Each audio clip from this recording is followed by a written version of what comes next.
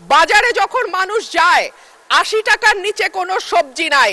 Gas আর বিদ্যুতের ব্যাপারে মানুষ বলে, দুষ্ট লোকে বলে, অবশ্য ভালো লোক না, টুকু আসে টুকু যায়, এই আসে এই যায়, কতক্ষণ থাকে তারা নাকি বুঝতে পারে না। পররাষ্ট্র মন্ত্রণালয়ে যেমন ৩ জন মন্ত্রী আছেন, ৬৪টা জেলায় ৬৪ জন আইন শৃঙ্খলা বিষয়ক স্বরাষ্ট্রমন্ত্রী থাকলে কেবল মন্দ হতো না বাংলাদেশের আইন শৃঙ্খলা পরিস্থিতির এতই ভালো অবস্থা।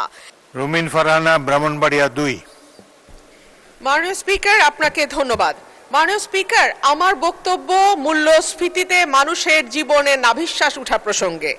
১৮০ দিনের অগ্রাধিকার তালিকার মধ্যে এই সরকারের প্রথম ৩টি কাজের একটি ছিল আইন শৃঙ্খলার উন্নতি, ২ নম্বরে ছিল দ্রব্যমূল্য নিয়ন্ত্রণ এবং ৩ নম্বরে হলো জ্বালানি খাতের নিশ্চয়তা। মাননীয় স্পিকার, আইন শৃঙ্খলা পরিস্থিতি নিয়ে কথা বলতে গেলে মুশকিল হচ্ছে আমাদের আইন শৃঙ্খলা সংক্রান্ত যিনি স্বরাষ্ট্রমন্ত্রী আছেন তিনি হয় ব্যঙ্গ করেন আর না হলে বাকচাতুর্য দিয়ে পুরো বিষয়টিকে ঢেকে দিতে চান। কিন্তু সাধারণ মানুষের সঙ্গে কথা বললে মাননীয় স্পিকার জানা যায় যে বাংলাদেশে পররাষ্ট্র মন্ত্রণালয়ে যেমন ৩ জন মন্ত্রী আছেন, ৬৪টা জেলায় ৬৪ জন আইন শৃঙ্খলা বিষয়ক স্বরাষ্ট্রমন্ত্রী থাকলে কেবল মন্দ হতো না বাংলাদেশের আইন শৃঙ্খলা পরিস্থিতির এতই ভালো অবস্থা।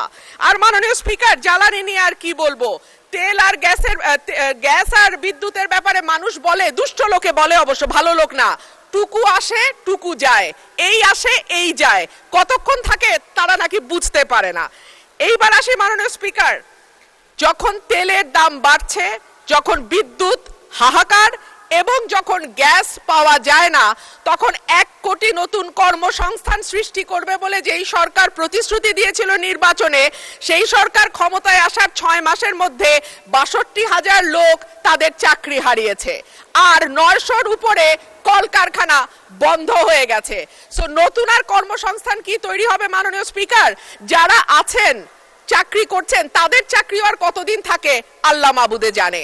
বাজারে যখন মানুষ যায় ৮০ টাকার নিচে কোনো সবজি নাই, ডিমের দাম কয়েক দফা বেড়েছে, চালের দাম, বিশেষ করে মিনিকেট যে চাল বলা হয় এটা নাকি খায় না, তারপরেও তো কেউ কেউ খায় মাননীয় স্পিকার, যখন দ্বিগুণ হয়ে যায় এবং যখন আমরা টিসিবির লাইন দেখি তখন